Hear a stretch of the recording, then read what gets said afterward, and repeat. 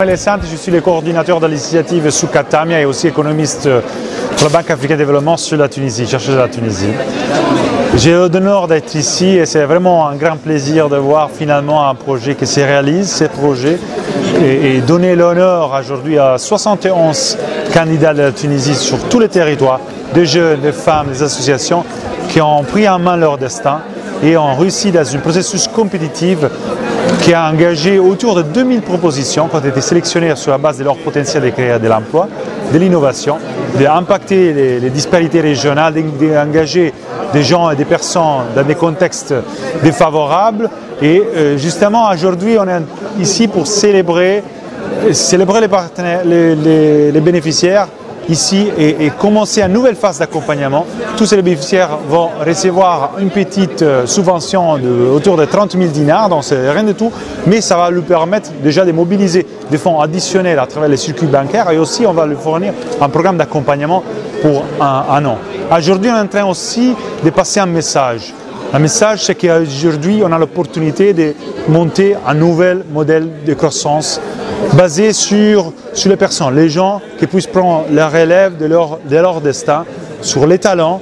On va lancer un modèle basé sur l'esprit d'initiative qu'il y a beaucoup ici en Tunisie, on veut l'encourager. On veut aussi lancer aujourd'hui une nouvelle forme de coopération. C'est en fait la chaîne des valeurs qui engage cette initiative. 20 partenaires, chacun avec son expertise et ses talents, sont mis à disposition de bénéficiaires. Et c'est ça un nouvel concept, ce n'est pas la BAD qui fait un travail, c'est une initiative vraiment, la BAD a un rôle des coordinateurs, mais en fait chacun apporte son petit pierre à un édifice qu'on veut construire, chacun accompagne selon les compétences. Ont été affectés, chacun, selon les types de projets, selon les secteurs d'activité, à un partenaire. Et donc on a fait un matching entre les compétences qu'on met à disposition. Donc pour vous donner un exemple vraiment concret, les projets de la TIC ont été affectés dans un groupe de partenaires comme Microsoft, Talent, Tunisiana, qui ont des compétences dans le secteur TIC. On a aussi 5 agences des Nations Unies avec des compétences très spécifiques, soit de l'agriculture, le développement industriel, la migration, le PNUD aussi, et l'ILO, le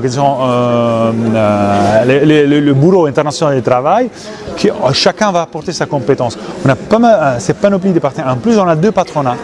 Les 2 patronats vont jouer aussi un rôle très important dans l'accompagnement. Donc on a fait un dispatching, un matching entre compétences et genre de projet et on va l'accompagner pour un an entier. L'accompagnement consiste en des visites régulières, une assistance individualisée, one-to-one, dont on veut aider aussi à boucler le schéma de financement, mettre un réseau. C'est ça l'esprit de l'initiative, la mise en réseau.